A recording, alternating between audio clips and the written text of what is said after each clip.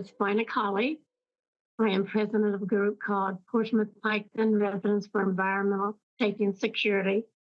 We have been, we were formed in 1989 or 1987, sorry. And we also co-chair National Nuclear Workers for Justice. We've been here I've been working on this almost 39 plus years. I live 11 air miles from the plant. Pike County is where the plant is, and I live in Scioto County. I was born and raised in Portsmouth, Ohio. I lived on Front Street, lived a normal childhood life. I went to school, rode motorcycles, was into sports, and enjoyed my childhood, and grew up not knowing about this plant being out there. And so I worked at when I grew up, I worked at various different jobs and went to high school. And my last job that I worked at was at the shoe factory in Portsmouth, Ohio. I lost my jobs due to imports, and they sent me to a vocational school and told me that I could either take welding or electrical work. Well, I decided to take the electrical work, and as soon as I finished the electrical work, and I was working at a place called Osco in town, and I was an electrician there for a couple of years, and then I went out to what we call the A plant, which is the Portsmouth Gaseous Diffusion Plant, and it's located in Piketon, Ohio. It's the largest facility in the world. It has two of the largest buildings in the world. Excuse me. And sometimes some of the workers, you wouldn't see them for the building. The place is so huge, and they had different shifts. And sometimes you wouldn't see these workers for a year or more. And sometimes you never saw the same worker ever. But when I lost my job and went out there, I thought I was pretty lucky to hand this job, because it was the highest paying job I ever had in my life. And for some reason, they would say, you won't get as much radiation here as if you would get on a plane and you would fly. So I never thought about anything about radiation. And the plant was called at that time, from 1953 to 1985, it was called Goodyear Atomic. So I thought they made Goodyear tire and rubber for tires, because we had a place in town that had Goodyear tires that they sold. So I felt like it was a safe place to work. They gave me hard hats and safety glasses. They were always watching us to see if we had them on. And I thought, man, isn't this the safest place I ever worked at? Well, I was hired in 1980. I didn't know in 1980 till I started reading some of the newspaper clippings back, because I had kind of forgot about it. But in 1980, when they hired me, they had 111 significant radioactive releases. I didn't even know anything about those releases in 1980. So they never had any alarms. The alarms never went off for the workers or the community. So I didn't know anything about all these releases. But I was only there from 1980 to 83 before I started really getting sick. Had to come off work for a while. And I was a healthy worker. This facility hired only healthy workers. They've been in production since 1952 until 2001. And we're still not for sure if they're producing anything now or not, because it's such a secret. This facility was a DOE, which is the Department of Energy. But in the background, hidden, we were a DOD facility for nuclear weapons. All right. Welcome, everyone, to another episode of Working People, a podcast about the lives, jobs, dreams, and struggles of the working class today. Brought to you in partnership with In These Times magazine and the Real News Network, produced by Jules Taylor, and made possible by the support of listeners like you. Working People is a proud member of the Labor Radio Podcast Network. So if you're hungry for more worker and labor-focused shows like ours, follow the link in the show notes and go check out the other great shows in our network. There are so many. And please support the work that we're doing here at Working People, because we can't keep going without you. Share our episodes with your coworkers, your family members, leave positive reviews of the show on Spotify and Apple Podcasts, and become a paid monthly subscriber on Patreon for just $5 a month to unlock all the great bonus episodes that we publish exclusively for our patrons. And please support the work that we do at the Real News Network by going to therealnews.com/donate, especially if you want to see more reporting from the front lines of struggle around the U.S. and across the world. My name is Maximillian Alvarez, and I am really honored to be on the call today with the one and only Vina Colley. And I promise you guys, you want to sit down and buckle in, because we've got a really important conversation for y'all today. As you guys know and have been hearing from our recent episodes, there's something really happening here with this coalition that has formed out of, the wreckage of East Palestine, Ohio.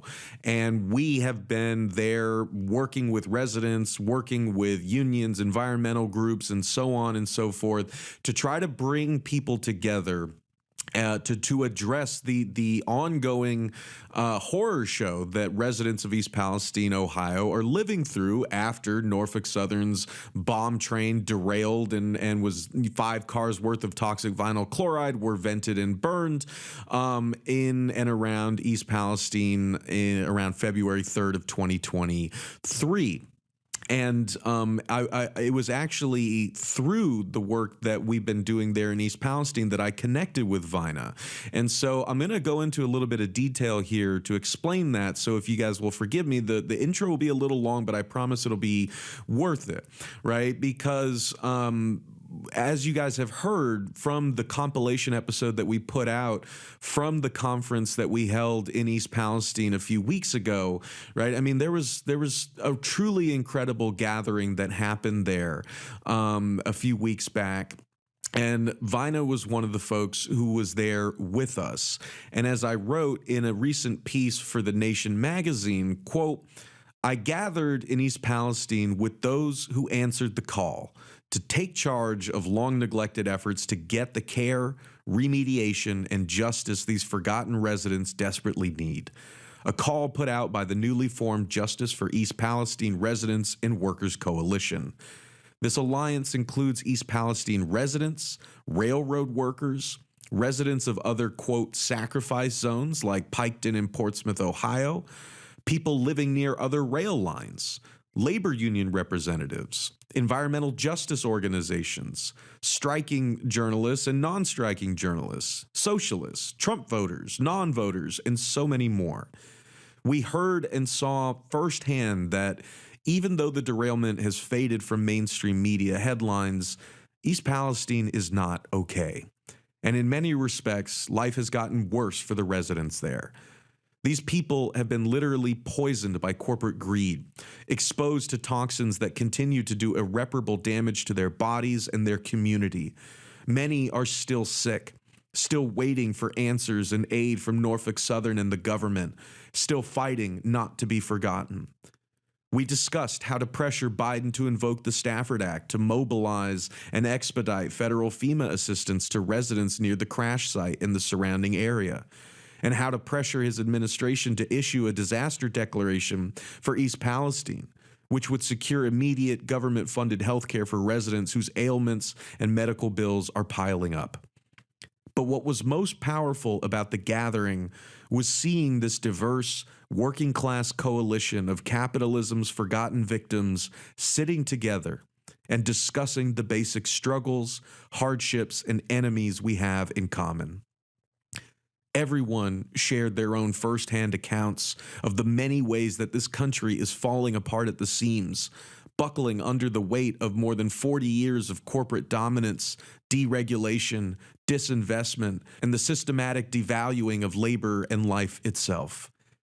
We all showed our scars to each other, and we realized we're all fighting off the tentacles of the same corporate monsters, corporate politicians, and Wall Street vampires. Anyone who has experienced tragedy in this country or at the hands of this country knows how quickly this country forgets its victims. When will we rise together to say, we will be forgotten no more? End quote. So that is the question that we asked ourselves in East Palestine on March 23rd, 2024. And I believe we answered that question by the very fact of being there physically together in that room at the East Palestine Country Club. The answer is now. Now is the time to rise together. No one else is coming to save us, and we do not have any more time to waste. And one of the many incredible human beings standing in that room with me and residents of East Palestine was Vina Colley. And like I said, I could not be more honored to be chatting with Vina on today's episode. Now, it's going to become clear to you guys as this episode goes on why it was so powerful for Vina herself to be at that gathering in East Palestine. But if you'll allow me, I want to give you some more context here by way of reading at length some passages from a really great piece by Kevin Williams that was published in Belt magazine in October of 2020. And this piece is called The Poisonous Legacy of Portsmouth's Gaseous Diffusion Plant. And we're going to link to it in the show notes. So in this piece, Kevin writes, quote, Vina Colley, a slight woman with a bob of thick blonde hair, climbs into her white Ford Explorer. Colley is 74, and for nearly 40 years, she's been fighting the Portsmouth Gaseous Diffusion Plant, known locally as the A Plant, or Ports. Her home library holds scores of totes filled with neatly labeled documents, a paper trail that exposes what she sees as Portsmouth's darkest and most egregious secrets. The plant, nestled on the edge of Ohio's Appalachia, is just a few minutes' drive from Pike County, a long hour south of Columbus and 90 minutes east of Cincinnati. It was built during the Cold War in 1952 to enrich uranium for nuclear weapons in the U.S. Department of Energy's Atomic Energy Program. Gaseous diffusion is basically a process of enriching uranium through a series of feeds and cascades. This particular process has since fallen out of favor as technological advances have made the process obsolete. The plant stopped enriching uranium by diffusion in 2001, and in 2007, a portion of the facility was adapted into the American centrifuge plant. But in its prime, gaseous diffusion was a big deal for Pike County. It was also, Colley argues, a serious threat. Vina Colley was Erin Brockovich before Erin Brockovich. By the time Brockovich, later played famously by Julia Roberts in the movie of the same name, was building her successful case against Pacific Gas and Electric in California in 1993, Colley had already been battling the A plant for a decade.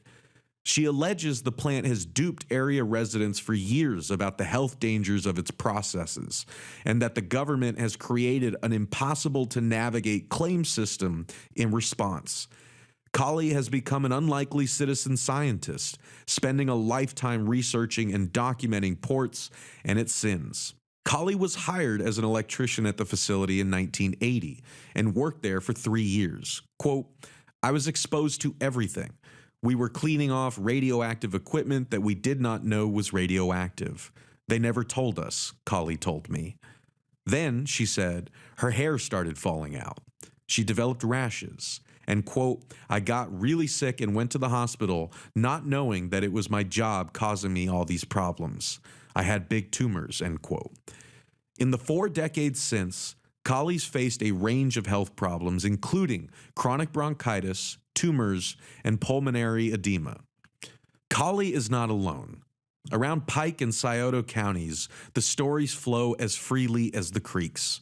A child who died of leukemia, a whole family felled by cancer, an uncle with unusual tumors on his neck, a cousin with a stillborn baby, someone with kidney issues, and on and on. Portsmouth's hidden legacy has created a cohort of other citizen scientists, homegrown atomic Brockoviches, and residents who reel off statistics about isotope half-lives, transuranic neptunium, and beryllium like people elsewhere might talk about the weather or fishing. Pike County is one of the state's most impoverished, with 20% of the population living below the poverty line, according to 2019's Ohio Poverty Report. Neighboring Scioto County is in even worse shape, with 23% living in poverty. The economics of the region have barely budged in half a century. Thousands of workers, a mix of contractors and employees, work at the A plant, one of the only chances for a decent income. A recent hiring notice for a plant security specialist advertised a salary starting in the mid-50s, double the per capita median. Other jobs, like a junior radiation protection technician, require only a high school diploma and can make $19 an hour to start, gradually going up to $36 an hour. But for decades, Colley says, the perils of these high-paying jobs were kept hidden, and those are the people Colley has devoted her life to trying to help. End quote. So that's what we're here to talk about. And again, now you guys know why it is such an honor to not only be talking to Vina and for us to be listening to her, but why it was so powerful and so important to have Vina there with us in that room in East Palestine a few weeks ago. So with all of that up front, let's go ahead and dive in. Vina, I got so many things I want to talk to you about, and I know we could talk for hours. So if we need to do this in multiple parts, we will, but we gave folks as much context as we could up front to understand why we're here talking, how it's connected to all the other things we've been covering on this show, all the things that we're trying to bring together in East Palestine. And I just really want people to know you and learn from you, and I want to learn from you and your struggle. But before we even get there, before we talk about the horrific all the horrific stuff that you have and your community have been through over the past 4 decades, let's go back to just, before. So you said you were born in Portsmouth, and that's where you grew up, correct? Yes. And Portsmouth is about 20 some miles from Piketon. So tell me a little bit about that. What was it like, growing up in your childhood in that part of the country? Like when the Cold War's going on, these nuclear plants are like seen as, the future and also the way that we're going to defeat the Soviets. So like that's happening in the background, but you're also a kid, like living your life. So just, like tell us a little more about what that was like, where you grew up, if you had a big family, what kind of kid you were and what you would do for fun. I had 4 brothers. One passed away with small cell cancer. But we lived on Front Street next to the river. We are south of Columbus, about 100 miles, and right on the borderline of Kentucky and Ohio. And I grew up right on the river on Front Street. We went out and played kick the can and did all the normal things the kids did. My dad played music, and my mom and dad both worked. And I had the 4 younger brothers. I was the oldest. So I did a lot of babysitting. But we used to go down by the bridge, and we would have bonfires, and we would bake potatoes and play. And then in summertime, we would play ball, softball or baseball. I had a brother who was really good in baseball. I mean, he was a good pitcher and a catcher, and he's the one who died of small cell cancer. I'm so sorry for your loss, Vina. And I mean, that goes for your family, your friends, your community. Like, I can't communicate enough how sorry I am for everything that you have lost, but as well can't communicate to you just how inspired I am by your fight and your continued dedication to your community and to justice. And I think all of us are feeling really exhausted and scared most of the time these days. And just to know that you've been fighting through this stuff for this long, really kind of gives us hope that we can do it too. And, like, again, we're going to get into all that soon, but I just like, I just love hearing this and love thinking about, yeah, like, you know, a time before all this awfulness when you're running around and you know, playing with your friends, playing with your siblings. Like, looking back on that time, like, does it feel like it was a genuinely sort of different time in America? Like folks are always saying, or do you think that that's more just nostalgia talking and people are really looking fondly upon their own childhoods? I guess I'm just curious, yeah, of like what the scene was like in those decades when you were growing up. It was different because we didn't sit around and play on our cell phones. We were always outside, playing all kind of games, and um, hardly ever watched TV. And then you only had the three channels, and the TV wasn't filling us full of poison like they do now. All the lies they want to tell and keep everyone at the edge of their seats fighting, family and friends, over all this political stuff. We didn't do all that back then. We had good times. I mean, we would slate. There was a big wall, a flood wall, and we would take a cardboard up there and we would use it as a sled and just did so many fun things. And we played jacks and hopscotch, and you know, we were always busy. We were always happy, and we would go to the playgrounds, and we didn't have all this turmoil that we have now.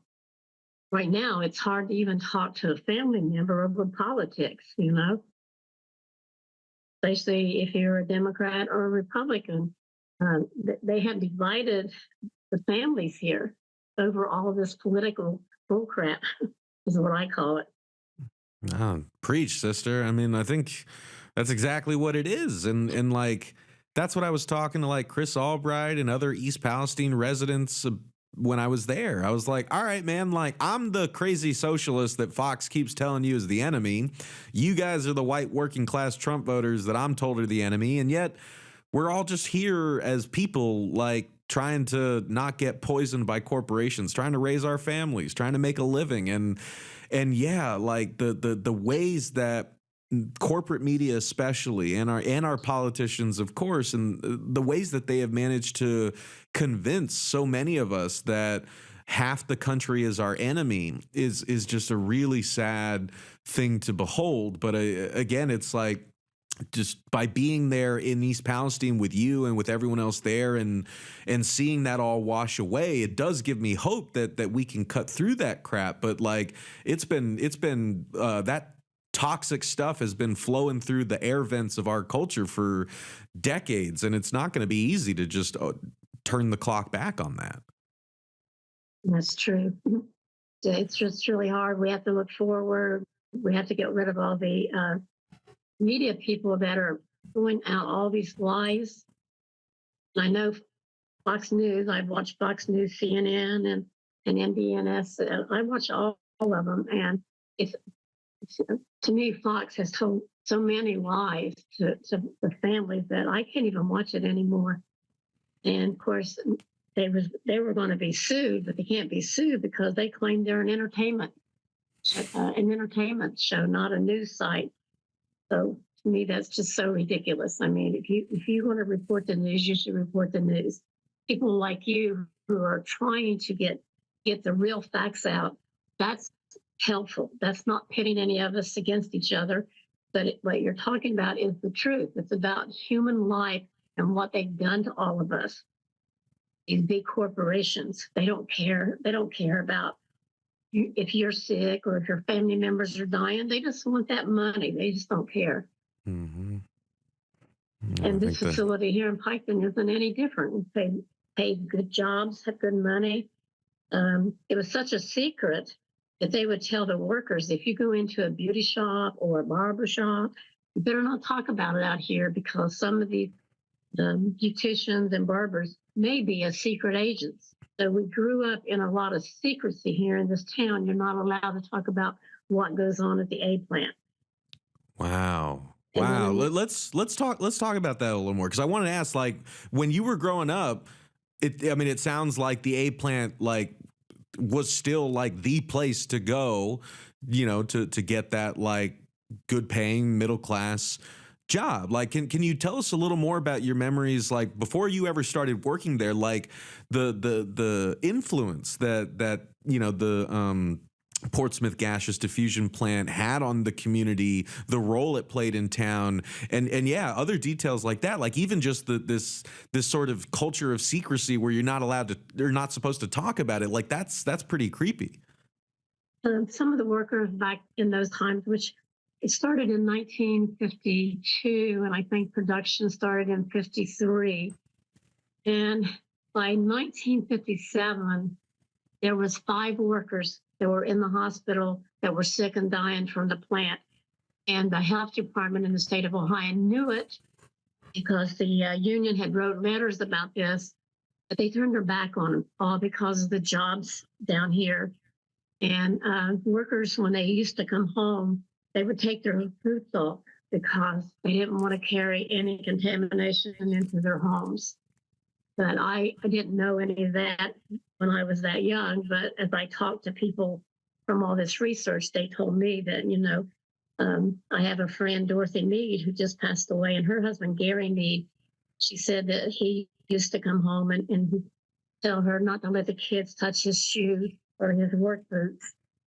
But he didn't think he was getting sick from the plant. And she kept trying to get him to quit, but he didn't want to quit because he didn't think it was his job.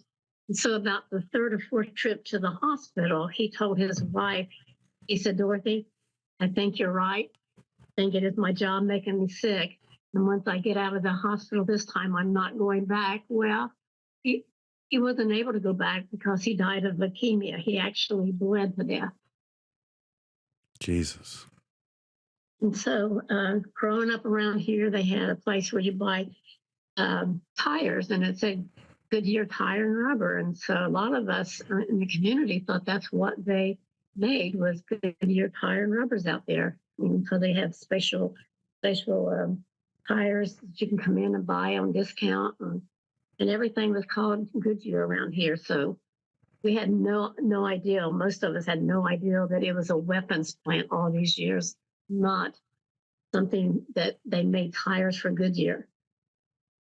And the community, if you ask them any questions about the plant, they wouldn't talk about it. So we're not allowed to talk about it. What goes on out there is a secret. So it's pretty much a town that they went to work, they mind their own business, and they didn't talk about the A plant because they made good money there. And they weren't allowed to talk about it because they could lose their jobs if they did. Wow. And like, do you recall, like, I mean, again, because like you said, like you didn't even know what was going on at that plant until much later. But like, I guess, do you have any memories from that era of how this country was talking about nuclear energy and nuclear plants and I guess for folks like in my generation who have only read about it in books, like did it feel like this was an industry that people were excited to welcome into their communities and like be a part of as like this kind of nationalist project? I guess like what do you remember about like the kind of culture around nuclear energy at that time? I don't know too much about nuclear energy, but I know about patriotism. Everyone thought it was their duty to work out there, and they felt lucky, that they could be part of this energy from there. But I don't think anyone really realized that they were producing nuclear weapons at Python. Maybe some of the workers who understood it better, but the community really didn't know. I didn't know until, after I got sick and started gathering all these documents. And that's how I really found out. In 1978, it was such a secret out there. The workers had dropped a cylinder and it ruptured, and 21,125 pounds of this uranium hexafluoride was released into the environment and the water. But it happened during a snow season, so they was able to throw some of the snow on the cylinder and stop it. But there was a lawsuit filed by the community. It took 21 years to settle. And that incident was compared to 3 Mile Island. Until this day, no one has ever been told, other than if I put it on my Facebook. Because if I find documents, I did have a web page, but they hacked me so bad that I couldn't keep a web page up. But I've been able to keep a Facebook up. And if anybody ever wants to know anything about Piketon, they can look up my Facebook, Vina, Vina Colley, Colley, because no one can stop me from posting what I find. But this incident, like I said, compared to 3 Mile Island, and we've not been told today that we had this incident, or have we been, we're studied for that incident.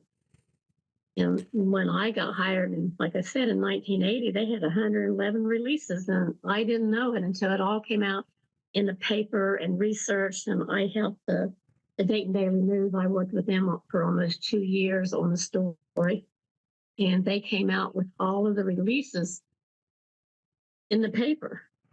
And so we didn't get the Dayton paper here. So if you didn't get the Dayton paper, people still don't know here. People still don't know what's going on at that plant. Wow. We heard they wanted to start the centrifuge up, and they did a test run in November, but we don't know because it's a secret. We don't know if they're still producing nuclear weapons. We don't know what's going on there. There's been so many releases. You got to remember that the Portsmouth facility is the largest facility in the world. We were supposed to be producing high assay uranium here for weapons grade material, the highest assay that you could do. But in the meantime, what the workers didn't know, and what I didn't know, is they were bringing transuranics waste into this facility and processing it from West Valley, New York. And West Valley, New York ended up being, the workers thought it was a uranium extraction plant, and it ended up being a plutonium extraction plant. And so they were sending all this stuff here to Piketon, and we were reprocessing it and being exposed to things like plutonium, neptunium, americia, beryllium, strontium, cesium, you name it. We were being exposed to it without our knowledge, and we were not dressed to keep this stuff safe like they use hazmatic suits now. But I don't know if they use it all the time, but they do dress the workers up in hazmatic suits. We were dressed in nothing. And when I complained about the areas being contaminated, because I was cleaning electrical equipment with trichloroethylene, and they had this oil on these electrical components. And I asked what it was, and they just said it was just oil, just ordinary oil. And then when we get done, we had buckets of this stuff. We would dump it down the drains. So when I got sick in 83, and my doctor asked me what I was working in, he told me to go back and tell them to suit me up and to survey the areas that I work in. So I kept breaking out in rashes, and every time they put me on certain jobs, and they come back and say, well, you're better than the instruments that we have out here to pick up anything. And so they had to put me on different jobs, and my boss had to keep me with him. And so in 84, 85, I'm working, and they put me on this electrical equipment outside, and I could see these little gray particles flying around, and I'm pretty scared because I got pulled off this job because of my breaking out. And what they didn't tell me, that this PCB oil was radioactive oil that was leaking all over the process building, every process building. Not only was it oil, but it was some of the product that they were producing. So once they put me outside and taking off this ceramic things off of electrical equipment, and I could see these gray particles, and I put a mask around my mouth and a hanky, and I hurried up and took all those components out. and called my boss and told him I was done. So he came and got me in a golf cart, and he took me up in a building, the 333 building, which this is one of the buildings they're getting ready to decommission real soon and put it in these dump cells. But he took me up there on the second floor. We've been in this golf cart. And I said, "Where are we going?" He said, "Well, there was a radiation alarm that went off. We're going to go check it out and reset it." And before we could get halfway through that building, all this gray stuff come following us as fast as we could. He turned around and took me back on the elevator, and we went down. And I said, "What just happened?" I said, "What was that stuff?" He said, "Well, it wasn't nothing. It was just a cloud of smoke. It was nothing." Well, I winded up getting really, really sick again and had to go to Dr. White, and he did a laryngoscopy on my throat. And at the same time, a guy named Mike Colley, who actually won a lawsuit against the plant, and another one named Gene Farrell, and my friend Owen Thompson.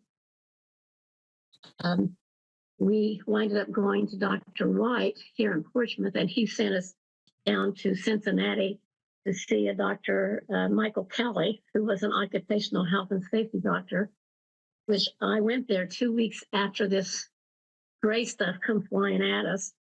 And I had 2.12 fluorides in my urinalysis. And one of the products they had out here is uranium hexafluorides, and they released a lot of fluorides. And so he said, "I don't know what's going on out there, but you don't need to go back to work." So they put me off on leave in 85.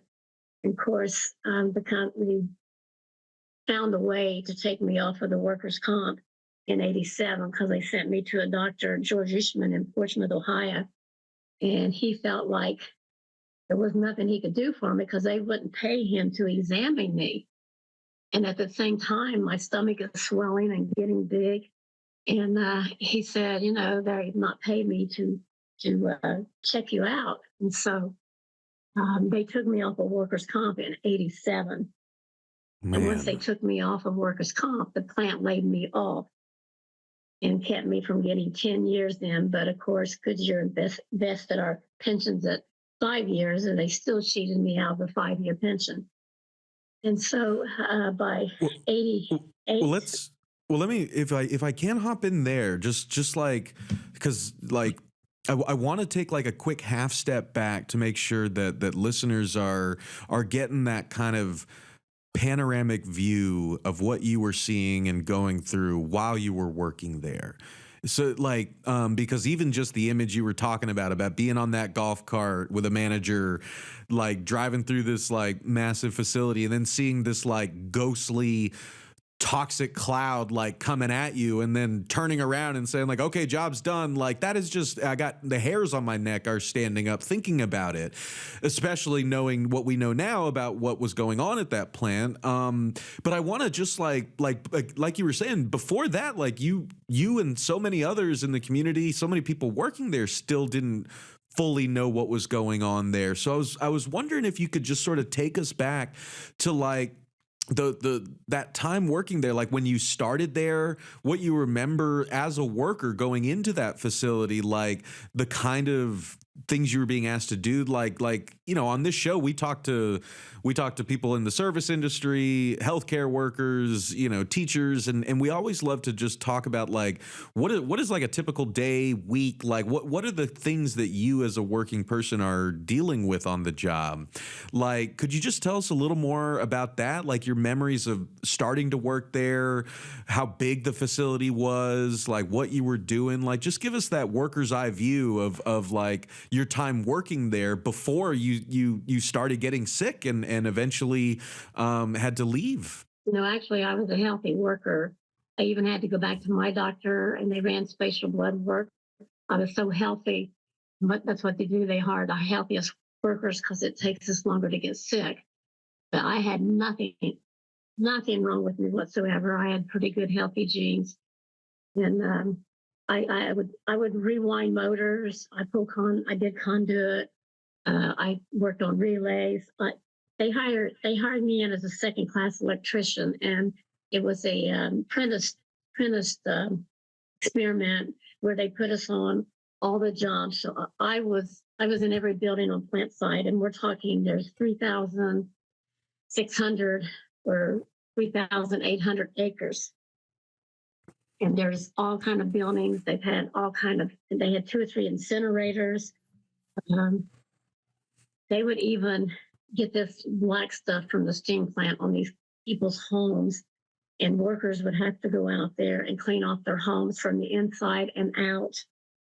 And they did that when Goodyear was there, but they quit doing it after Goodyear sold out. But the workers were janitors, would go out there, and we wore coveralls, just regular coveralls.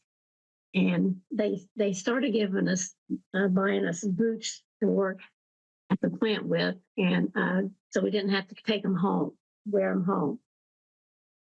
And so I thought, man, I never worked in a place that was so safe to work. Hard hat, safety glasses, they stayed on me. They give us a pair of boots so we wouldn't take our gun boots home in case we stepped in some type of contamination. Of course, they never talked about radiation being at the plant.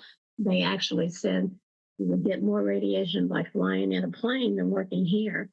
So I didn't really know what radiation was at that time, other than taking x-rays or something like that. But for these people, I mean, they're not human. They just let you come in and clean up all this radioactive material. And you know, maybe not all the bosses knew, but I believe some of them did. And actually, there's about 10 or 12 safety guys who wrote the safety for the plant, all wind up dying of cancer. Of course, I didn't know all this, and I worked on relays, and I in conduit, and I'd go in these buildings and I would see a sign saying, "You're in a radioactive contaminated area." And I said, where's this area at? And they said, well, it's taped off over there. Don't walk through the tape.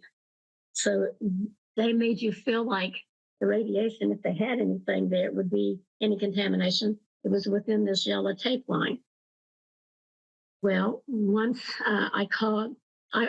my life changed at 83. I wrote a grievance to the Department of Labor, told them that I felt like there were more than 30 workers being exposed to radiation, but I really didn't know what I was talking about.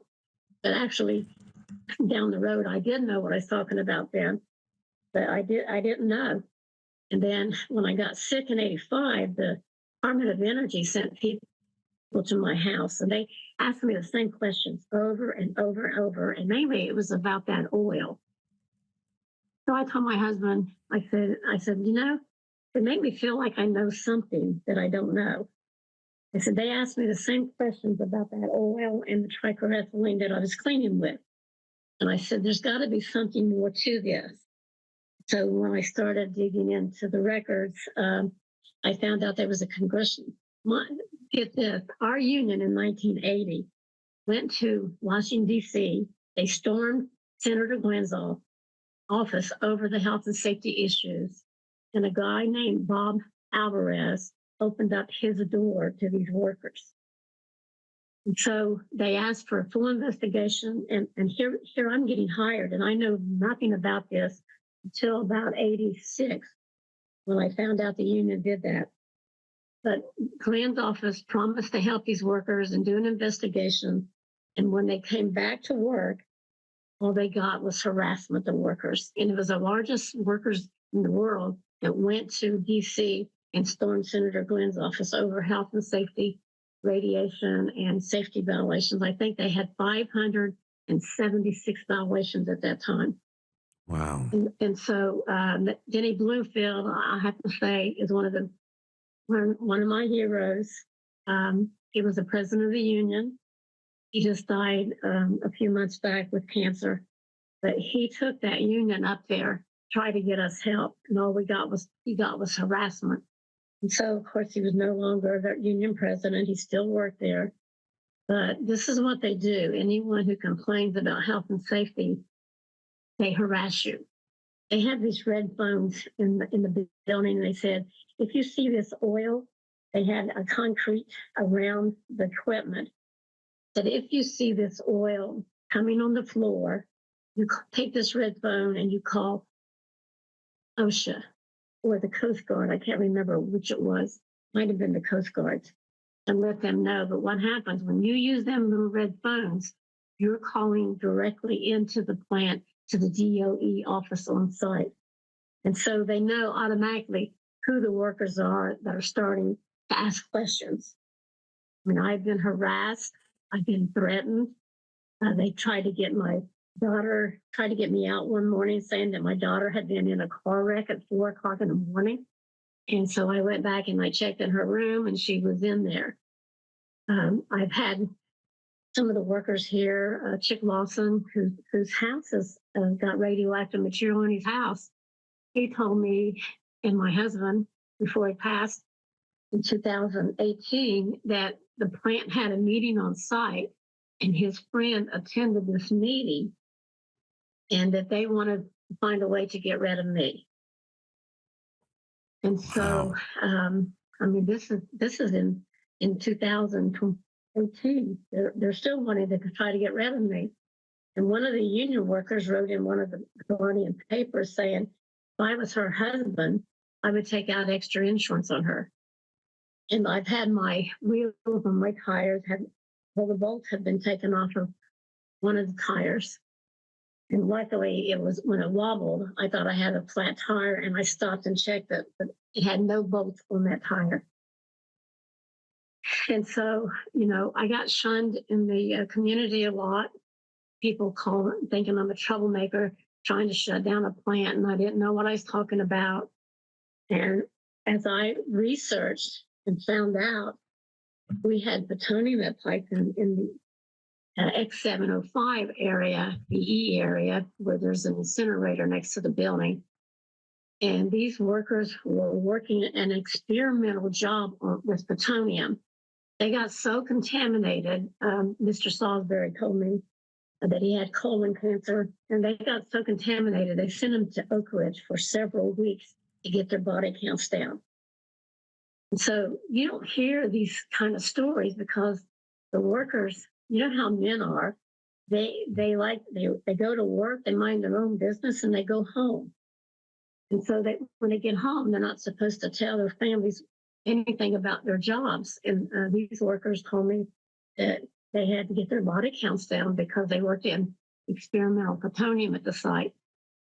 When the compensation bill came down in 1993, in a public meeting, I told under an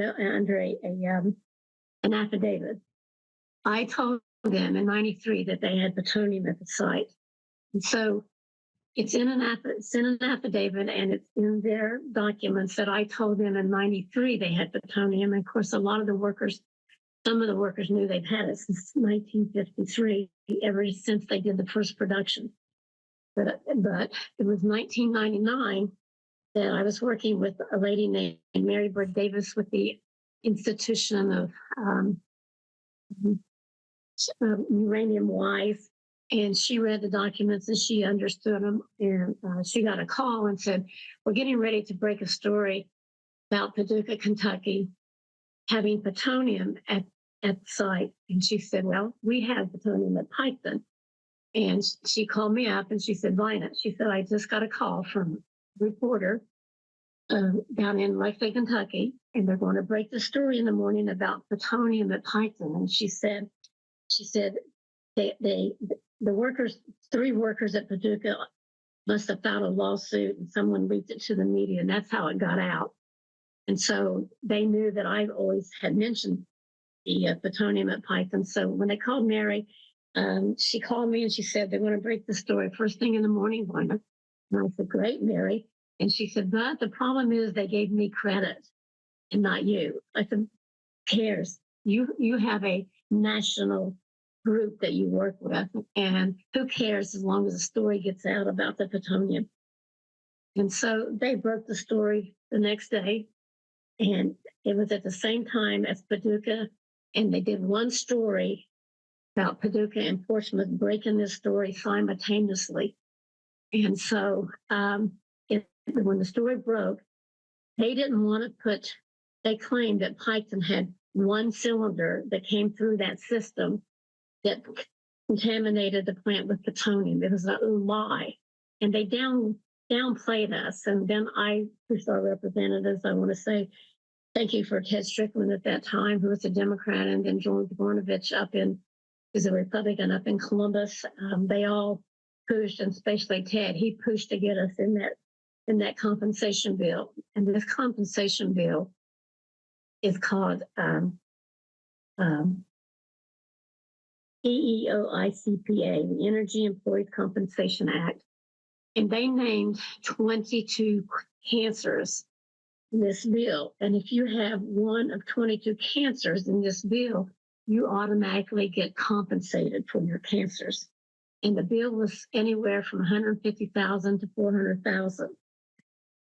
Well, they didn't want to put Piketon in it, but we got them in there. And so we winded up being an SEC site, which means a spatial exposure cohort. And the reason they didn't test us when we were getting tested all the time, I know they did a lot of tests on me, but some of the guys went years before they got a urine test. And in order to get a good test, you would have to take a test in the morning when you came and one when you left, but they never did. They might have given one urine test. Now, one thing that they made a mistake on with me was they put us in these in vivos because, back in the 70s and 80s, women really didn't work at the plant. So they put me in an in vivo. And when they did that, because I didn't get the records until just a few years ago, but it shows that I have neptunium and neptunium, technetium, and cesium in my lungs. And they knew, and they never told me. So I've had my records locked up a few times and had to get them unlocked. And each time I get them unlocked, I get something in my records that I didn't get before. And they eventually sent me these records on these 3 in vivos. And what they do, they measure your weight, they measure your neck, and then you lay in this machine, like laying in an MRI, and it counts your body count of all of this radioactivity in your body. And neptunium is radioactivity, and maresia is a radioactivity. And so my counts were going up each year that they did it. They did it from 82 to 85. And one thing, they check your weight. I was always like 139, weighed anymore, but I went to 235 pounds in 3 months. I mean, I swelled up like a big balloon. And so it's been hard still getting the weight off, but at least I'm down 30 or 40 more pounds, but it doesn't come off of me. I think the thyroid and the radioactive material caused my immune system to do a lot of things to my metabolism. And the government has admitted that they gave me chronic brilliant disease. It's a lung disease that's not curable. They have admitted that I have neuropathy. They have admitted that I have congestive heart failure. They have admitted I have digital heart failure, nerve damage from the neuropathy. I have lung nodules, just like many of these workers have. And I've had 4 tumors removed, total hysterectomy. I had a tumor removed from the back of my neck. 3 were in my ovaries. And so at the age of 32, 33 is when I had to have a total hysterectomy. They removed the 3 tumors. And later I had the tumor in the back of my neck, and it was removed. And we did I don't know if you knew Dr. Rosa Batella from Canada, but she had my tumor frozen and sent it to a doctor up in Canada to have it analyzed. But at that time, the doctor was checking for plutonium, and he didn't think that the gaseous diffusion plant had plutonium in it because we weren't supposed to. So he set my tumor on a shelf, and then he got confiscated with his work. So I don't know where that tumor went. It's like a nightmare. Then in the process, Dr. Rosa Patel was a nun, and she was very knowledgeable on cancers and radiation. Then she passed away a few years back. She did a lot of work on. I met her through the depleted uranium group on the Gulf War, where they used armor piercing bullets. And they even shot at a tank, and we have a kid here in McDermott that was in that tank and got burned up. And the government lied to his family about that. His name was Tony Applegate. He went to school with my kid. That he was in one of those tanks that was shot with these bullets. And eventually Senator Glenn got the records for Tony's family, and they had to tell them the truth. He was burned up in the tank. But the stories just go on and on about these communities and what you have to go through. My brother-in-law, he worked at the plant. He had a wooden leg, and he got his leg contaminated, and they had to buy him a new leg. And so he had these nodules like I have. And the nodules, something happened, and it went into his lymph nodes, and he got cancer, and he died a horrible death. But he had cancer. He gave his wife cancer. His son, Troy, just passed away 3 or 4 months ago, that worked at the plant. He had kidney cancer. But, you just don't understand the impact that these places do to families. And they don't really care. But it was a big deal in '99 because they didn't compensate a lot of workers. But the problem is there's a lot of workers and a lot of survivors out here right now fighting for the compensation for their families. We're not supposed to be dosed. And dose means calculation of the chemicals that's in your body and the job you was on. Well, they can't do that to us because they destroy the record. Guess what? They are dosing families who don't know anything about this just to turn down their families so they can get survivorship.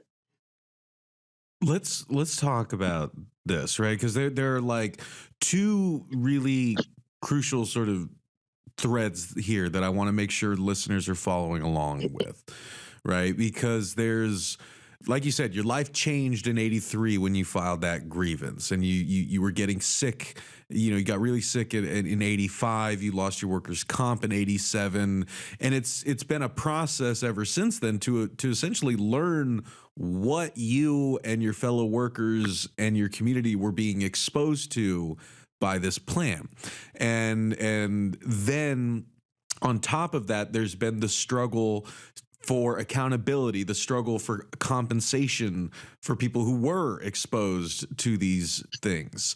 Can we talk about that first one for a second and then connect it to the second part? Like, can we just go back to that, like, the mid '80s and that sort of period? Like, what was it like trying to, like, getting sick, feeling these effects, not knowing what was going on, and then starting this lifelong process to try to figure out what was poisoning you and trying to get the government or the plant to admit that it was doing that?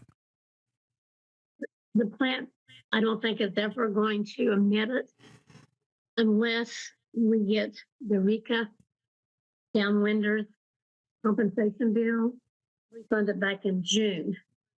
It's June, and if they don't refund that, then this is something to do with the uranium miners, the Trinity blast. And if the community gets it, it would be $25,000 to $150,000 for certain cancers, and they're going to link these to the workers' cancers that they had. But with the workers' cancers, like I said, these workers are still fighting for compensation. A lot of them are. I thought from 2002 up until 2000, maybe 15, to get my compensation. Like I said, they locked my records up several different times, and I was lucky that I was able to get compensation because during this fight, this company is not cheap. I maxed out 5 credit cards. And I couldn't quit. I mean, it's just like an obsession. You just can't quit until you ask them. You ask them at the meetings. You say, "Tell us what's there. Tell us what you've done to us, because maybe we can help you. Maybe we can give some suggestions or something, but we can't do anything. We don't know what we've been exposed to till you tell us, be truthful and be transparent. We can't help." If they would have been more truthful and would have listened when I said, "Hey, 93, we got plutonium here. What can we do?" The community would have been willing to work with them on this. But no, they'd rather just cover it up and pretend like you're somebody crazy, trying to shut the plant down. You don't know what you're talking about. Um, they have people who you used to talk to you don't talk to you because the company tells them that you're crazy. You don't know what you're talking about. But now those people are realizing I didn't know what I was talking about because they're all losing family members. And so the compensation bill is a good thing, but it needs to be fixed because there's workers who are still fighting for illnesses that they shouldn't be because they are a spatial exposure cohort site. But it's like a nightmare, and I've learned so much and so many different stories that sometimes I think I'm crazy myself. Who in the world's going to believe you with all these things that you've learned in these 40-some years about that plant? Who's going to believe it? And I believe now, the workers appreciate me a lot more. They ask for their help, and I help. I don't charge anybody, but I help put their records together if they need it. And then I have an attorney out in New York, Hugh Stevens, who works on the EEOICPA, the Energy Employees Compensation Bill. And so if the workers don't have the right paperwork before they file, they're automatically going to get turned down. So it's best that they know what they need before they file an application, because once you get turned down, it's hard to have it overturned, but it's not impossible. I've overturned my case many a times. And so it's not impossible, and it can be done, but you have to have the right paperwork, and you hire an attorney, and the attorney can only make 3% to 10% for helping these workers, which is a good deal. It's not like some attorneys who charge you 33% and take a lot of your money and you don't get the money, but these workers will get the money if they get the right representatives to represent them. But then I go back and I think about all these releases while I was working there, and they never told us. And one of the problems in piping is we had uranium hexafluorides. Fluorides is very dangerous to your bones, to the animals, to the humans. And we released this for 70 years. In my process, I felt like the fluorides, the plutonium, neptunium, americia, all of these products bond together with the fluorides. And that's how I think a lot of it went off site in the air. This is not counting the creek and the storms and all the creeks that they dumped into. And the 78 spill went down Nursing Home Road and went into one of the creeks that empty out into the Scioto River. And from the Scioto River, 20 miles or less downstream is the Ohio River. So the Scioto River from here, where this plant's coming, is going to the Ohio River. And from the Ohio River, it's going all the way down to the Mississippi. So whatever is being dumped at Piketon is going all the way down to the Mississippi. So people all along this area will be affected by this plant and not even know it. There's a direct pipeline that I found that went from the plant into the Scioto River for 70 years. And this pipe is being used again for whatever they're doing at the plant. what they want to do is sell off this 80 acres of the land and claim that it's not contaminated. They want to give it to the community reuse group, and they want to put 2 small modular reactors out here. And once they get the 2 small modular reactors back here, then we are going to be, guess what? We are going to be reprocessing or recycling, whatever you want to call it, transuranics from all of the sites in the United States and foreign countries. So it makes absolutely no sense to me to spend billions of dollars to clean up a plant and turn around to do this very same thing. But they're given these 80 acres to put these, what they're calling powerhouses in, to Sodai. And Sodai is going to sell this 20 acres at a time for $20,000. And they're going to make $100 and some thousand off of this free land that they're getting. I've offered to go out and take samples to see what's in the land, but they won't let me do that. They won't let me have the dirt. And why I'm thinking about this, all these years, people think that these facilities, that the NRC and the CDC and NIOSH and all of this is on plant side in the EPA, and they come in and they take samples and take it home to study them. But no one takes samples of the radioactive material at that plant other than the DOE and the DOD. What they do, they give all these agencies paper, NIOSH and OSHA people, and they try to do by the book of NIOSH and OSHA. So none of these agencies have any jurisdictions over these facilities. So all these years, I thought they had OSHA and NIOSH. They hire their own people for OSHA and NIOSH. The EPA does not come in and dig up the dirt and take the samples at the plant. Plant gives them paperwork, and they read that paperwork. So who knows where they get the samples from? Because you cannot trust people, the DOE, nor its contractors, because they don't tell them. We have one group here. I remember Owen Thompson and I, he was 42 years old and he died of a brain tumor. We went to a construction company here. It's called Boone Coleman Construction. We talked to his secretary, Kathy Coleman, who's now a commissioner in Portsmouth, Ohio. We told her that Boone Coleman's workers were taking trucks into the plant. They were loading the contaminated dirt on the trucks, had a plastic liner in the trucks. Piping workers were suited up in their hazmats. The truck drivers were wearing nothing. There's either 17 or 19 family members of Boone Coleman Construction who died of cancer. Some were compensated, some were still fighting the plant for compensation. And so right now today, I talked to some truck drivers who are going in there. They are not suiting them up. So they do not learn from what they did in the past. They just continue to do whatever they want to do, the same as they have all these years. But these new truck drivers are carrying the dirt. And I'll tell you where the dirt goes. We fought not to have waste on site. We did not want to be a nuclear waste site.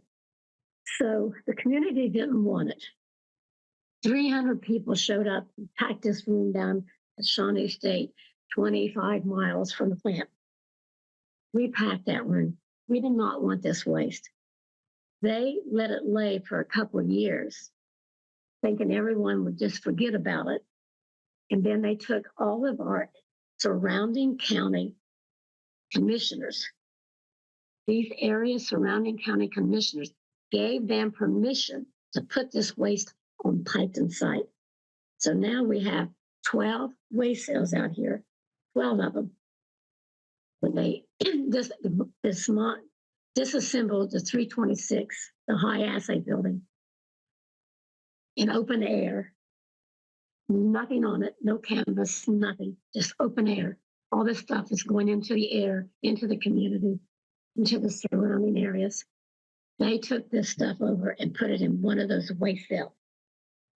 Now they're getting ready to tear down the 330 building, the building that I was in that golf cart. They're tearing that building down, and they're going to put it in number 2 waste cell. We have 12 waste cells on site, thanks to our county commissioners. No public input.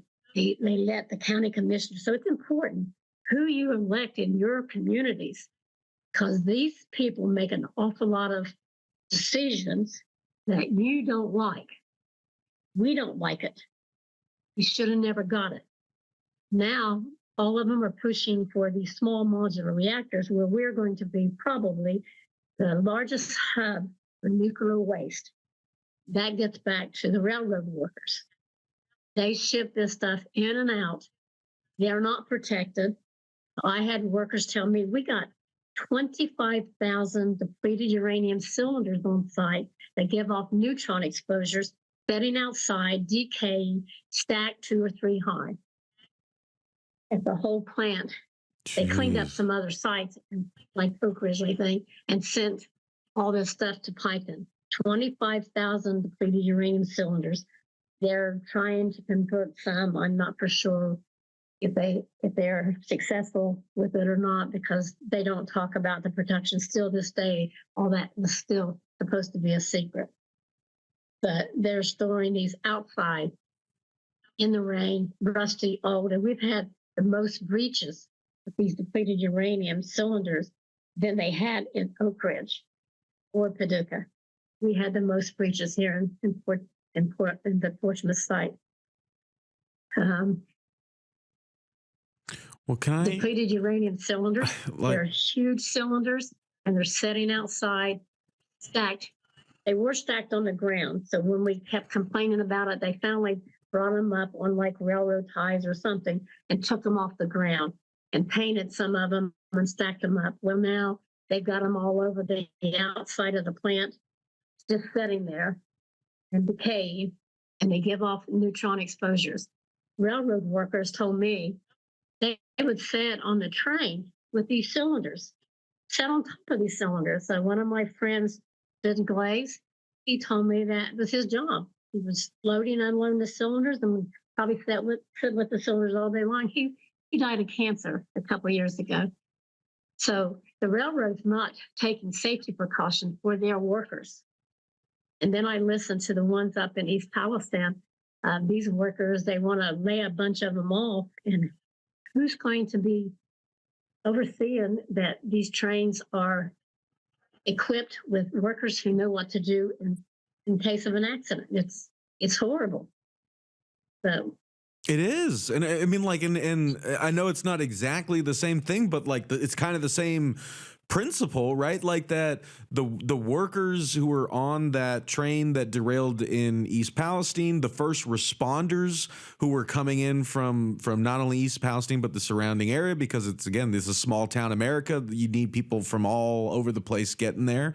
I mean, those were people rushing headlong in to help, and a lot of them didn't know what was on that train and like what sort of fumes they were breathing in, just like, you know, the town, you know, like knew very little about like the contents of those cars that were going to be vented and set on fire 3 days after the derailment. And as I hope people listening to this can hear, like, you know, and Vina's doing such an incredible job kind of pointing out, right? It's not just that workers at this plant, you know, like we're being poisoned, you know, and it sounds like knowingly or recklessly exposed to, you know, you know, all of these things that we've been talking about for the past hour and a half. But also, like, this is not just staying there. I mean, this concerns all of us in terms of the contamination that we may have already been exposed to for basically our whole lifetimes. I mean, everyone listening to this,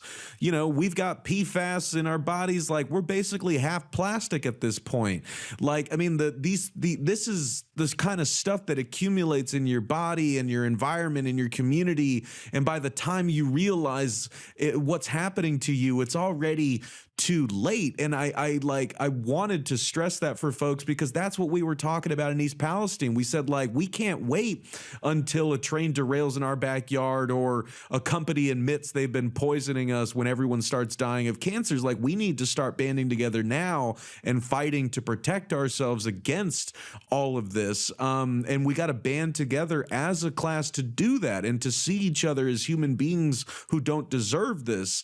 Whether it's because of the Department of Energy, the Department of Defense, or whether it's because of a private corporation like Norfolk Southern, people's lives, our communities, our safety, our health, that matters. And yet we live in a society that just so routinely throws us aside, puts us in harm's way, tells us to shut up when we're developing these health effects, and then just buries us and forgets us when we die of the cancers we were suspecting we were developing the whole time. And like, Vina, I have like kind of two questions I wanted to ask you, like, because I'm thinking so many things, and there's so many more things I want to talk to you about, but I have to ask, because you mentioned this, and it's like my heart was breaking hearing you talk about this, but as someone who, yourself, you've lived in this area your whole life. You were a former electrician at the Portsmouth Gaseous Diffusion Plant in the early 80s,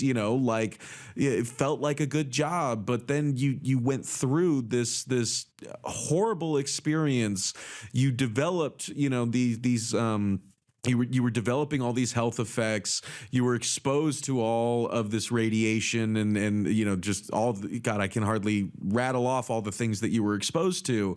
And then, like, for 4 decades, you've been fighting to, like, tell the truth, to get, accountability and justice and compensation. And it just feels so sad that now, decades later, after you've been ostracized, after you've been, threatened, and people, have been, saying that you're a troublemaker who's trying to close the plant. Like, now some of those same people are coming to you years later, asking you for help for applications because they are getting the cancers you were warning them about.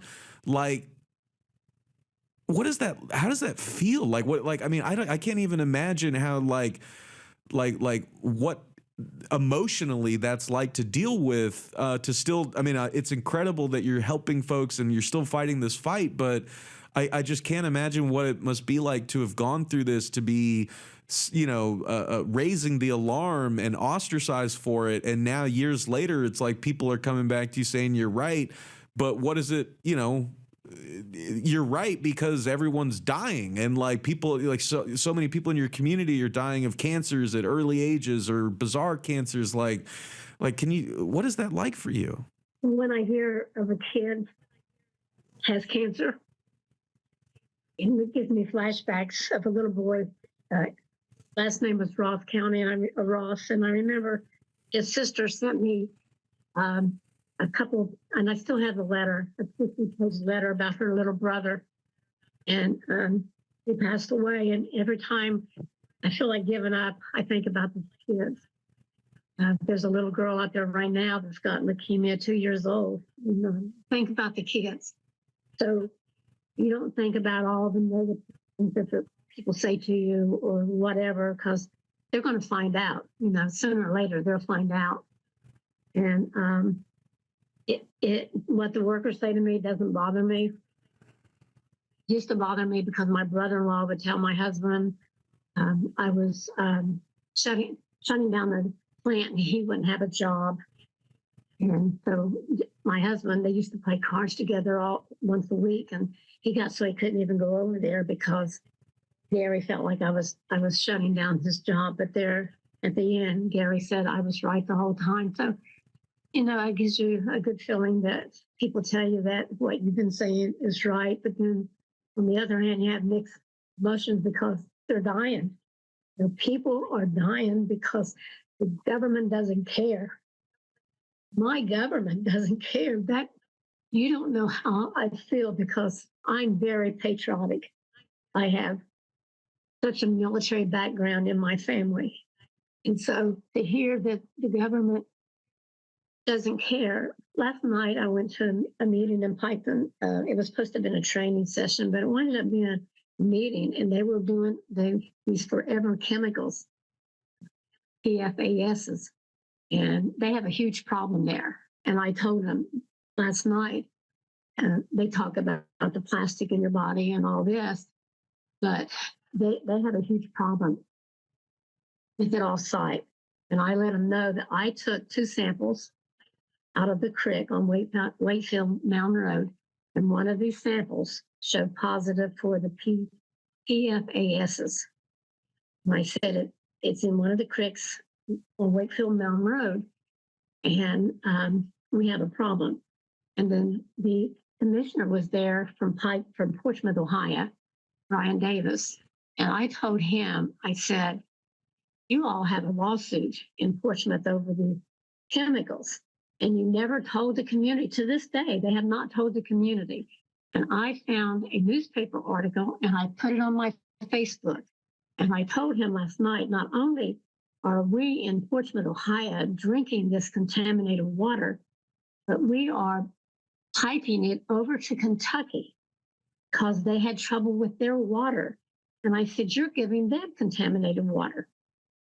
And it's because you haven't told the people that you filed a lawsuit over this, and they're drinking this forever chemicals.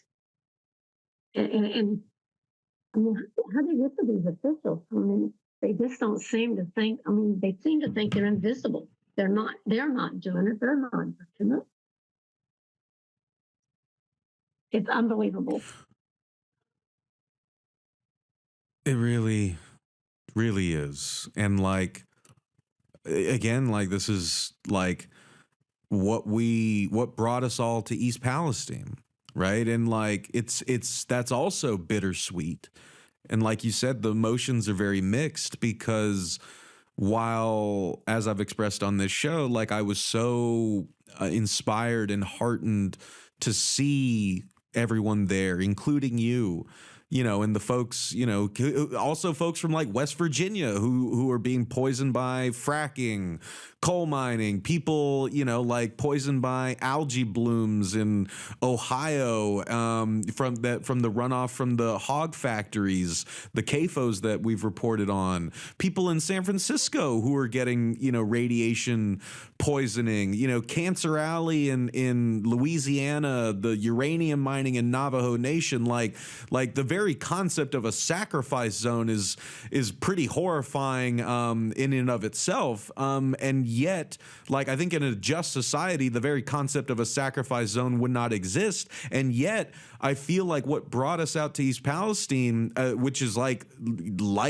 Pikeston, Portsmouth, like so many other parts of the country, Curtis Bay here in Baltimore, like these are sacrifice zones that are being sacrificed, i.e. the people are being sacrificed, the environment is being sacrificed, because of, government negligence, corporate greed, or some cocktail of both. And like, even though these horrifying instances shock us and scare us, like I think what we were all there to and recognized in East Palestine is like, this is what they have in store for all of us. Like, this is where the future is going for working people under this sort of, just regime of letting corporations do whatever they want, letting government ignore its own citizens, even when they're shouting for help, and are fighting against being industrially poisoned.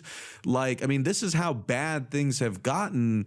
And maybe that'll finally get us to realize that the things that we think divide us are not important, and they don't actually divide us. Like, the things that really unite us, like our right to breathe the air and drink the water and have our kids play in the grass without worrying that they're going to be developing, rare cancers because of some corporation that set up shop down the road. Like, we want to build a life for ourselves and our families and our communities. And like, if we can't band together on that basic human level, then I don't know what hope there is for us. But I saw that hope in East Palestine, And I see it in your fight that you've been waging for decades, and in the fact that you're still going out there to these other communities to warn them and to like help them use the knowledge that you've developed through so many decades of struggle. Like that is like you've done more than one human being should ever be asked to do. And yet you have done it, and we are all grateful to you for it. And we would not be able to build what we're trying to build out of East Palestine now if it wasn't for folks like you fighting this fight for so long. And so I just wanted to like say that on this recording and really encourage folks out there to learn everything you can about Vina, learn everything that you can about this diffusion plant, read up on 3 Mile Island. Like we got to start connecting these dots and bringing ourselves and our communities in touch with each other so we can talk about how to fight this. So we're not fighting it alone in our own communities like East Palestine or Pikeston and Portsmouth. I mean, none of us can bear that load on our own, but if we all come together to help and speak as one, we may actually be able to break through. And so I just wanted to like turn that into a final question, Vina, because we're gonna have to talk more because I could talk to you for days, but I'm so grateful to you for your time and for laying all this out for us. And just I wanted to ask a final question, like if you could talk to listeners out there, like why did you go to East Palestine? Like what do you want folks to know, like about like what your experience, like why they should care about, like what we were all talking about there in East Palestine and what you have been fighting for over there in Portsmouth for so long. When I heard about the story of East Palestine, it broke my heart because this is a community, and it was obvious, so obvious to the eye and to the ears listening to it, that this train wrecked. And it was like a bomb that went off in this community. And it's a year with no response from the officials. That's horrible. These people are suffering. I mean, I just saw a video where the girl was walking in the water and you can see the oil stuff come up out of the water. And they're breathing this chemical and no one's doing anything about it. They should not have gone a year without health insurance, without help for cleaning up this mess and getting those people and relocating them somewhere until they can make their homes safe again. Instead, they're letting them there. They're getting sicker. They're losing their homes. They're losing their family. And the railroad doesn't care. Neither does it sound like any of our representatives care. It's time that they help these people. It's just... It just breaks your heart, really. I mean, I've lived it for 40 years, what they've done to my community. These people, this was a day of something that they couldn't help. And this railroad workers, I mean, they were exposed too. This train just wrecked in a community that was unprepared and had no training or hazmat training how to protect yourself. And we let them, as a government, as a nation, live in that for over a year without helping them. It's just heartbreaking. I mean, I think about Piketon and what they've done. They've done it to us for 70 years. But this is a DOE and a DOE site, and it's much harder to break them. It shouldn't be this hard for those people there in East Palestine, not at all. And so it's criminal what they're doing. And I want to warn that these people, there's people like Agency for Toxic Substance and Disease Registry that comes into your community, and they're going to do all these studies, but these studies are bogus. We just got released yesterday from APSDR about Piketon, and they should be ashamed of themselves for doing this study. They looked at everything they could look at that they knew they wouldn't find nothing in certain places. They left out, Joe Mendano did an epidemiology study of Piketon and the surrounding county. We are the highest in the state of Ohio for cancers. Out of the 88 counties, we are the highest.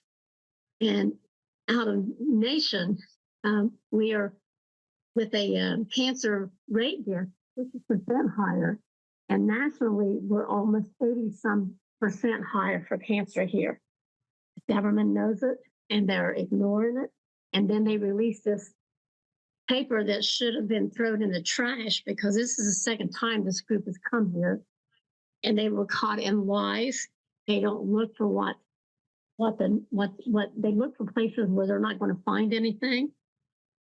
And here we would probably be stuck with this report, but we're not going to sit back and take it. We're going to bash them. They need to know that they can't come into communities anymore and try to keep their jobs and do what these corporations want them to do. The first time they came in here, they were caught in lies by the attorneys for the first lawsuit that took 21 years to settle. And so I still have that letter, and I'm using that letter, and they got caught up in lies then, and they're lying now. So we haven't quite figured out, because we haven't went through the 90-some page report yet. But what we found in the first part of it was enough to say, hey, don't read this, just throw this garbage out. And I want to say that in 2017, we had a school in Zion's Corner that was shut down because with the company's own air monitors, Neptunium and Amerisia has been found in the school. 5 or 6 kids at the school had cancers, and they shut the school down. And would you believe today the school has got a chain link fence around it? It's still there, but Clayton's going to get money to build a new school. This is one school. Do you know how many other schools are within the 2 to 3 or 4 mile radius that they never have checked? And the other monitor that belongs to the company, this is a company monitor around this school that they shut down. The other monitor is in a place called Raritan, Ohio, 14 miles from the plant, who picks up the same Amerisia and the Neptunium that this little school did. And there's several schools in this area, like Valley, Northwest, are in the air path of that air monitor. Anna White, the Secretary of Energy, knew about this other air monitor, went to Washington, D.C. She tried to get help for this community, and they fired her. I know personally people that was in the office when she came out of that office crying. They fired her because she wanted to help Python. They don't wanted her to help Python. And so not only in 2017, but a couple of press members, their names were Floyd and Donna Music, both have passed since then. They came to a meeting at press and told us that those ACER reports, the company reports, showed that school in that corner was radioactive. And so they went to the government agencies, and they come out and told them that they didn't have any problems, and there was no problem at that school. This was years and years ago, and then somebody read the ACER report again and found that air monitor was contaminated. I've had experts in here. I've had Dr. Michael Ketterer. He's taking samples now. I've had him in the creek, and he's in the University of Arizona, and he comes and he's taking samples, and we're finding a lot of contamination off site of Python. Dr. Joe Mangano did an epidemiology of this area and found a high rate of cancer. And he told me, he said, Vina, I feel sorry for your people. In all my years I've done this, I've never seen anything as bad as Python. The other thing that's going on right now is RUSA, the compensation program. It's about to run out of money. Someone put in Oak Ridge and Paducah, and this is the uranium miners bill and the Trinity bill for the downwinders of the fallout. And they were trying to expand the compensation bill. And these ladies down in St. Louis that live around a landfill trying to get added to the bill. And they want to add Oak Ridge and Paducah, but guess what? They want to leave Portsmouth out again. And so when I heard that was coming down, I immediately had a petition put on by Jason Sally, and we got 300 and some names on it. And I called Brown's office and told him what was going on. And I said, they're having a hearing right now in the Senate, and they've left out the Portsmouth site. And so his office said, send me all the dockets you can send me in a half an hour. And I said, half an hour? I'm getting ready to go for a doctor's report. But she said, yep, we need them in a half an hour. So Senator Brown got Senator Vance, and they went over to the hearings that was going on in the Senate. Portsmouth was not on the write-up of the bill yet, but the New Mexico senator said, I'm talking to Brown and Vance, and we are working on adding Portsmouth to this. But Senator Brown and them didn't know about this. They were going behind our backs and pushed for Oak Ridge and Paducah the same way that they did with the workers' compensation bill. And when I found out about it, I was able to get to our senators in. So it's just overwhelming. And we still don't know if Portsmouth is going to be added to this bill, because the Bill Gates and all of these big corporate people have other plans for Piketon. So we're hoping council wrote a letter in support of RECA for the Piketon community, and Piketon Board of Commissioners have wrote a letter. SODI, the Community Reuse Organization, wrote one and shocked me to death. And the United Steelworkers Union have wrote a letter. And I asked the Portsmouth County Commissioner, Brian Davis, last night to please write a letter of support in behalf of the people here in Scioto County. See, I live 10 to 11 air miles. I'm in Scioto County. I'm not in Pike County. I'm in Scioto County. But I'm 10 miles from that plant in the air miles. And so they want to wipe out Scioto County. They want us to be a nuclear hub, and they don't want to focus on Piketon. Someone nationally was deliberately leaving Piketon off this compensation bill.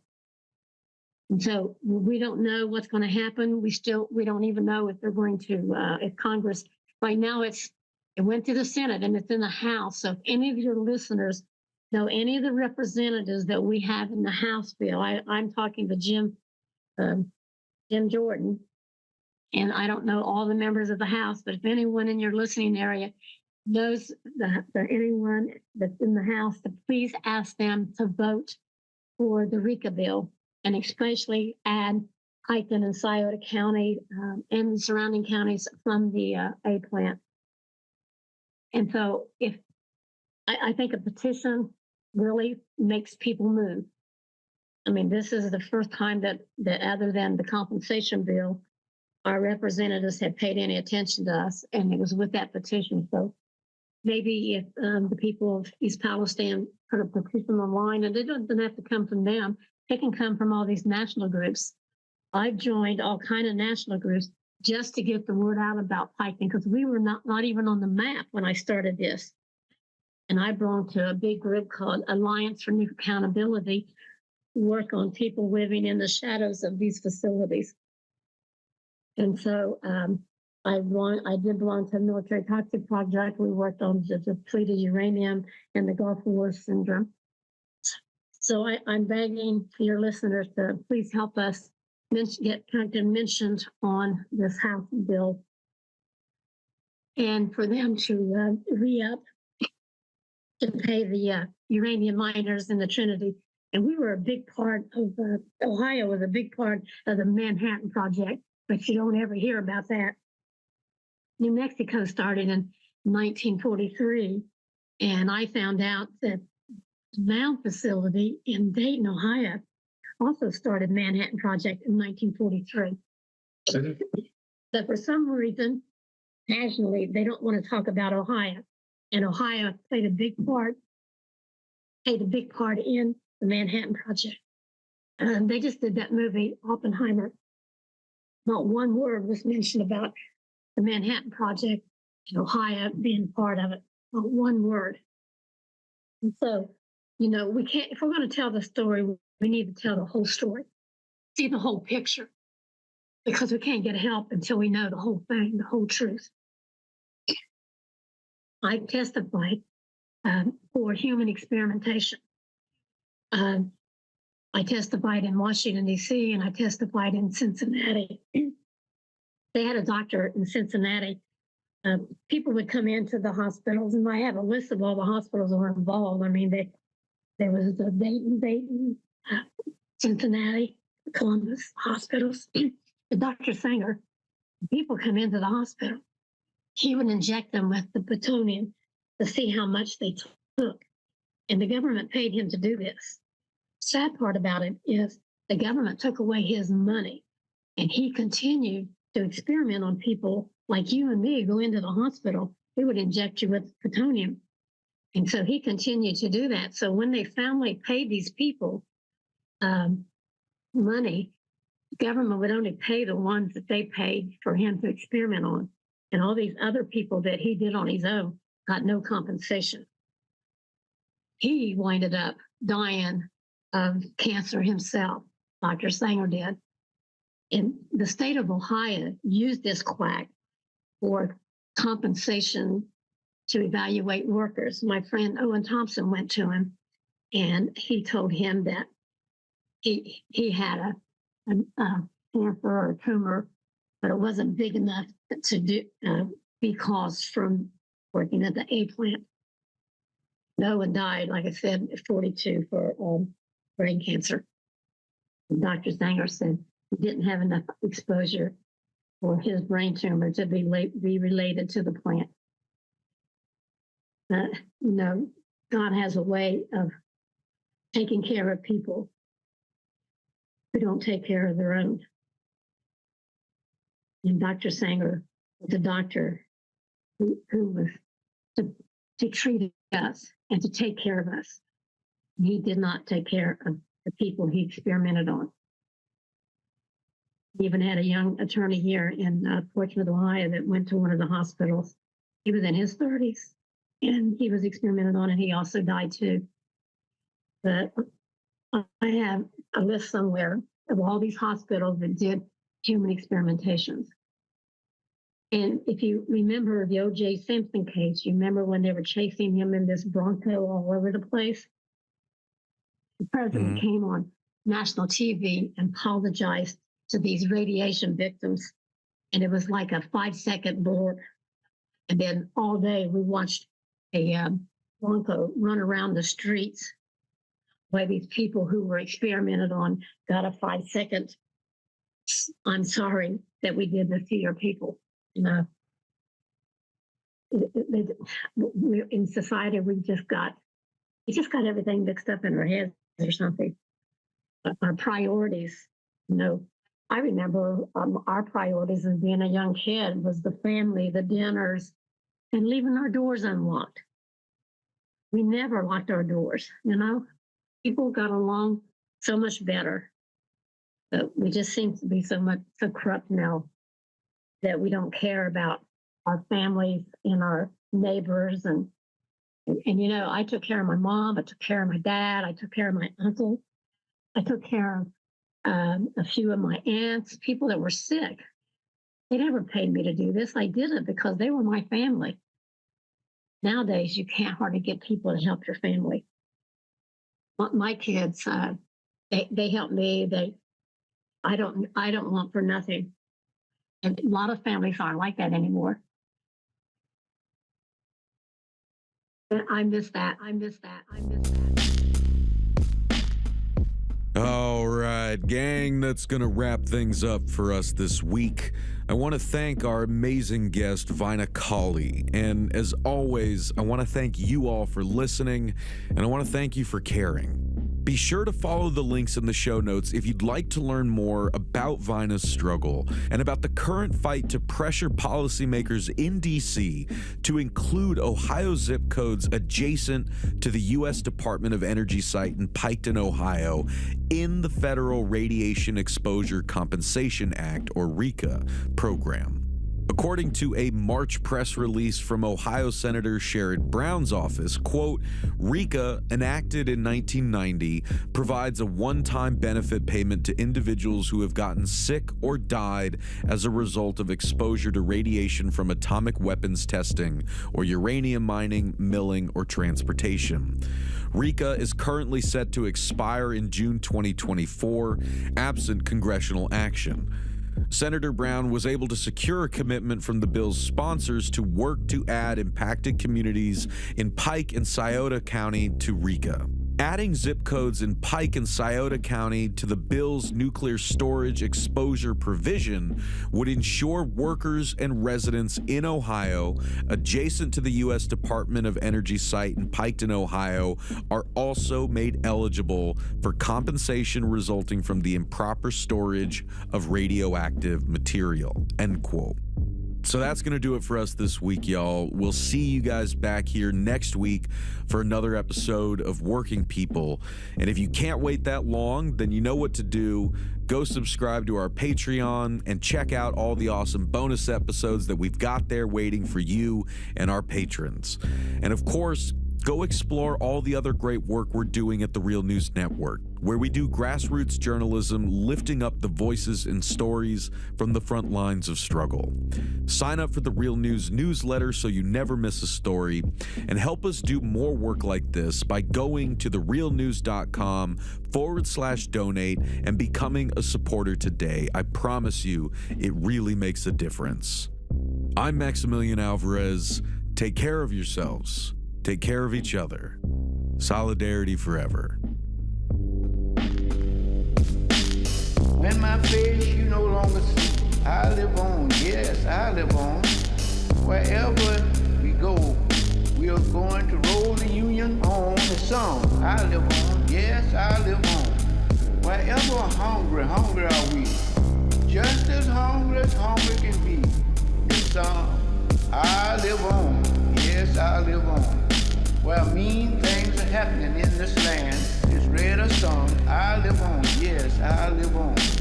Wherever the book mean things are happening in this land is read, I live on, yes, I live on. Wherever the videotape of me is shown, I live on, yes, I live on. If I have help to make this a better world to live in, I'll live on, yes, I'll live on. When my body is silent and in some lonesome grave, I live on, yes, I live on. When my songs and poems are read, I live on, yes, I live on.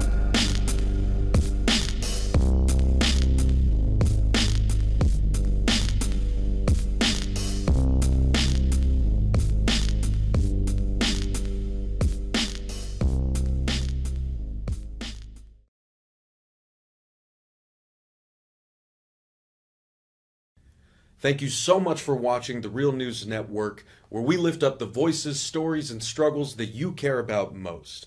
And we need your help to keep doing this work. So please, tap your screen now, subscribe, and donate to the Real News Network. Solidarity forever.